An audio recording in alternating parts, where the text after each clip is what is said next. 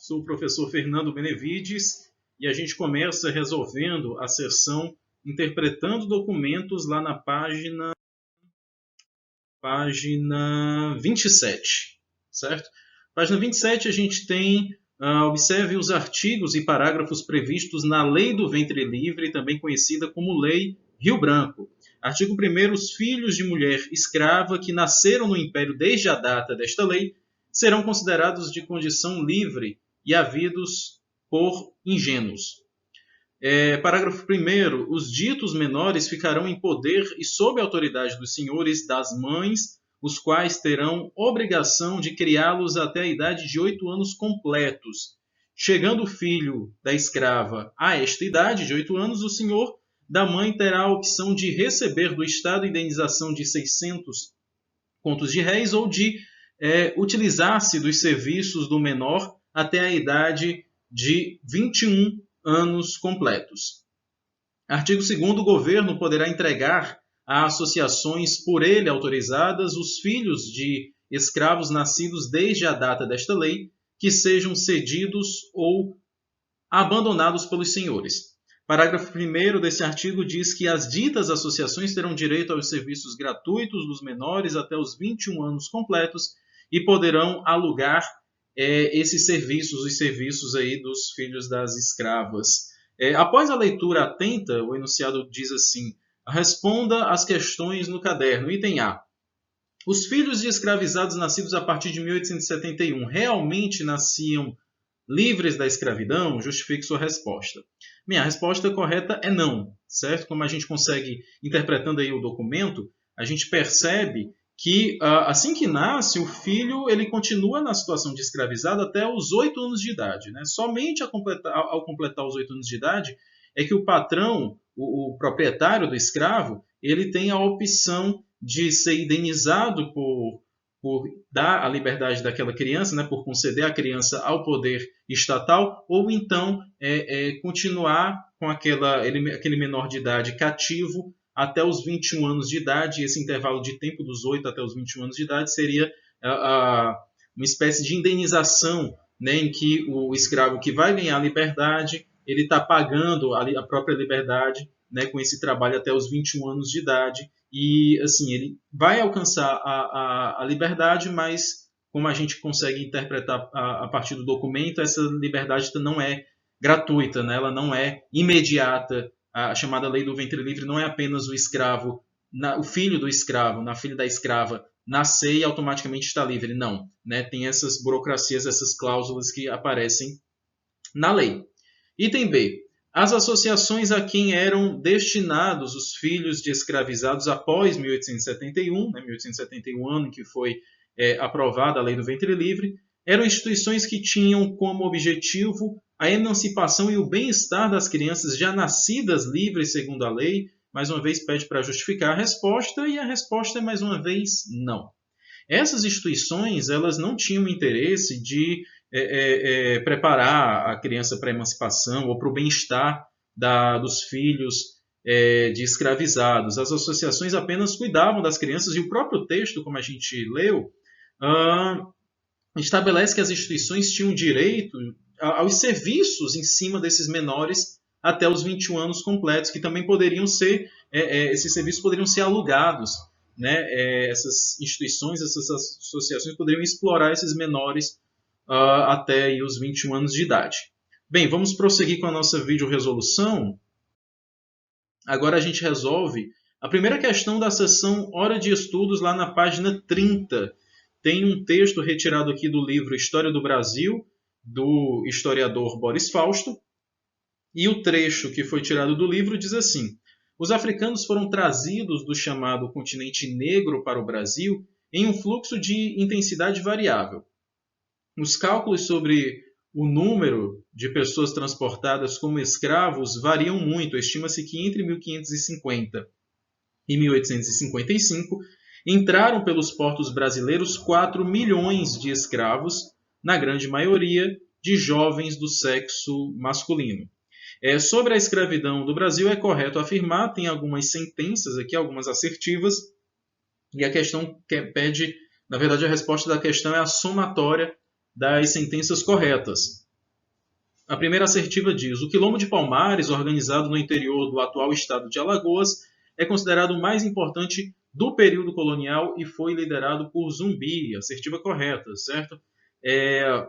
Na região onde hoje se encontra o município de Palmeira dos Índios, lá no interior de Alagoas, foi formado o Quilombo de Palmares, perdão, e o líder de destaque do Quilombo foi Zumbi dos Palmares. A assertiva número 2 diz: o Dia da Consciência Negra celebra a assinatura da Lei Áurea no século XIX, que proclamou a liberdade dos escravos. Falso, tá? O Dia da Consciência Negra, se eu não estiver enganado, dia 25 de novembro, faz alusão à data de morte do Zumbi, né, líder do Quilombo de Palmares, que lutou aí, liderou uma resistência contra a escravidão, e não faz referência à data da assinatura da Lei Áurea, no dia 13 de maio, lá pela princesa Isabel, certo? Então a informação é errada.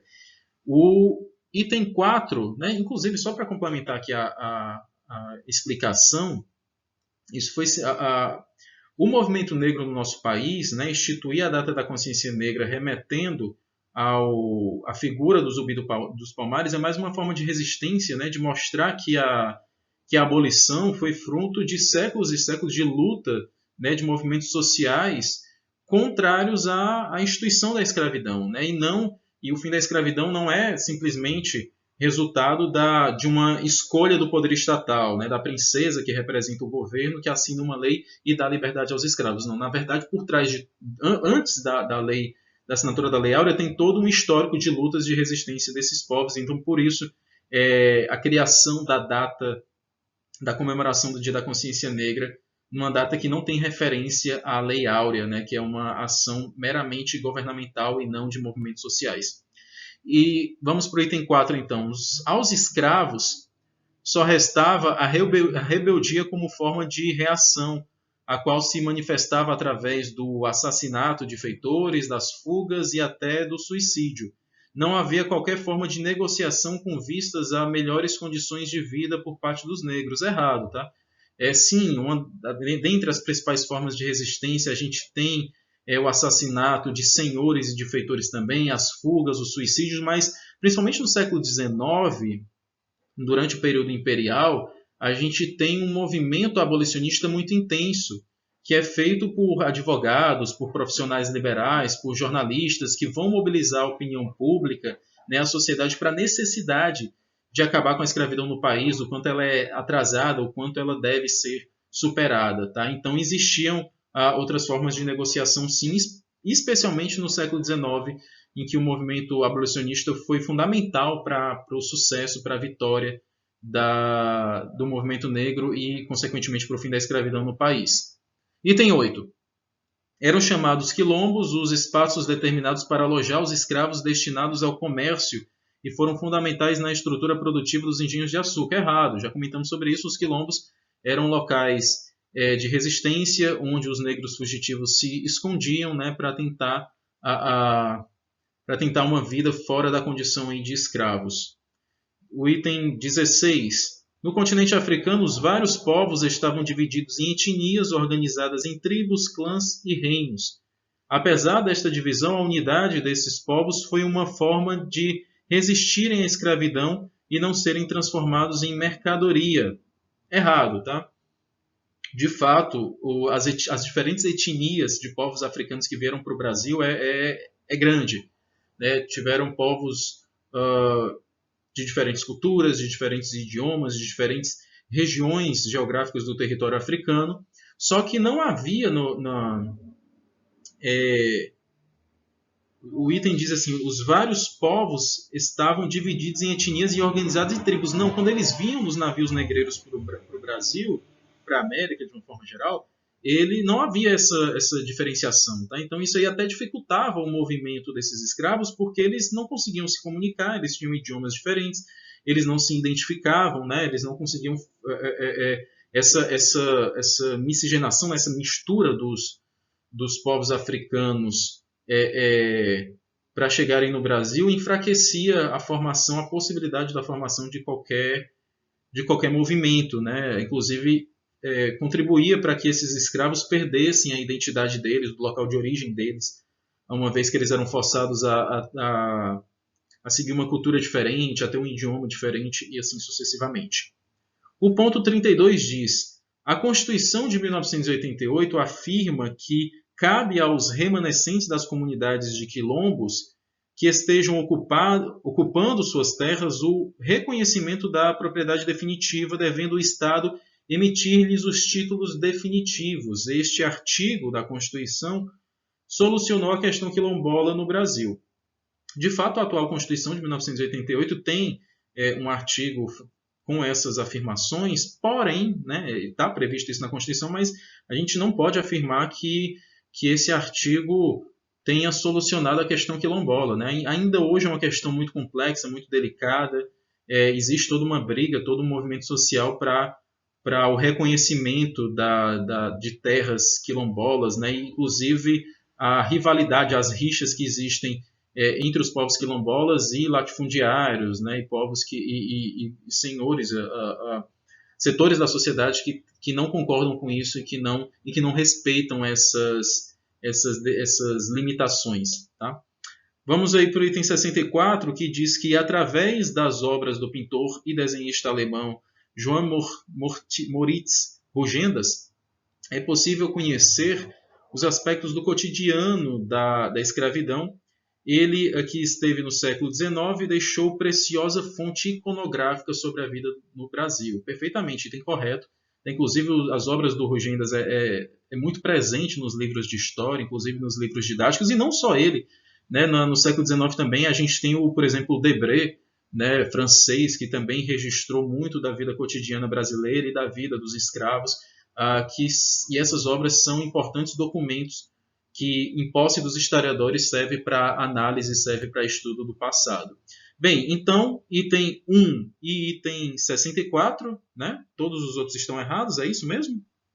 Deixa eu só revisar aqui para passar a informação correta. Então, é isso. Tá? Do 2 até o 32 são todos falsos. O primeiro e o último, o primeiro e o 64, têm assertivas corretas, então a conta é bem fácil. 1 mais 64, 65 é a resposta correta dessa primeira questão. Prosseguindo, a gente resolve na mesma seção a segunda questão, que tem no enunciado dizendo: considere a linha do tempo em 5 acontecimentos importantes da história do Brasil no século XIX relacionados a seguir. A questão coloca 5 anos e 5 acontecimentos. O aluno tem que encontrar os anos aí para fazer a linha do tempo e encontrar o item correto. Os anos de 1824, 1835, 1836, 1850 e 1870. E os episódios foram o fim da Guerra do Paraguai, a abolição do tráfico negreiro, revolta dos malês na Bahia, a primeira Constituição brasileira, e o café começa a ser produzido no Vale do Paraíba. E o enunciado pede: seguindo a linha do tempo, os 5 acontecimentos que ocorrem ao longo do século XIX foram... Bem, o fim da Guerra do Paraguai foi no ano de 1870, certo? Já no governo de Dom Pedro II, já no final, na parte final do Segundo Império, inclusive é justamente o fim da Guerra do Paraguai que começa um período de declínio, de decadência do poder imperial. A abolição do tráfico negreiro, através da Lei Eusébio de Queiroz, ela é de 1850, na verdade, a abolição do tráfico internacional de escravos, porque o tráfico interprovincial, interno entre as províncias, continuou existindo, mas o tráfico internacional ele foi abolido. O item 2 é de 1850. Item 3, revolta dos malês na Bahia, acontece no ano de 1835, certo? Dentro do período regencial.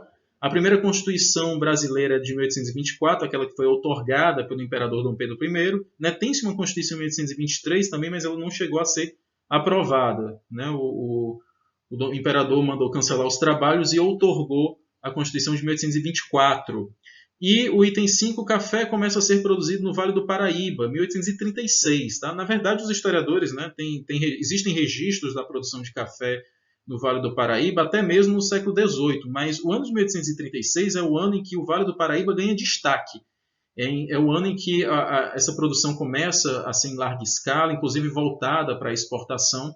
Tá? Então, dessa forma, parece ser uma questão Na verdade, é uma questão simples, né? Mas o aluno não precisa se preocupar muito em decorar as datas. Se a gente fizer uma análise aí, lembrando que história é sempre uma relação de causa e consequência, no item não pede para especificar exatamente qual o ano correspondente, né? Se o aluno conseguir fazer a relação de causa e consequência, ele consegue fazer a linha do tempo, né? Então, de acordo com o que a gente vem explicando, o item é o item correto nessa questão. Bem, é isso, bons estudos e até a próxima.